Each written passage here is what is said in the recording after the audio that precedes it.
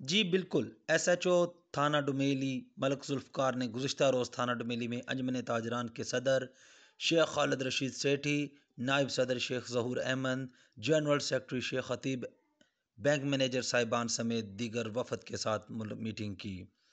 اور S H O ملک ذوالفقار نے کہا، اپنے دکاندار ساتھیوں کو سمجھائیں کہ لاک ڈاؤن کی پابندی کریں اور اس میں عوام کا اور اپنا خیال رکھیں، دکانوں میں رش نہ ہونے دیں، سینیٹائزر کا استعمال بھی کریں، تمام دکانداروں کو ماسک پہننے کا پابند بنائیں، جس پر انجمن تاجران نے اعتماد کا اظہار کیا اور یقین دہانی کروائی۔ صدر انجمن تاجران نے کہا، اس مشکل حالات میں ہم سب آپ کے ساتھ ہیں، انشاءاللہ پہلے بھی آپ لوگوں کے ساتھ تعاون کیا تھا اور اب بھی جاری رہے گا،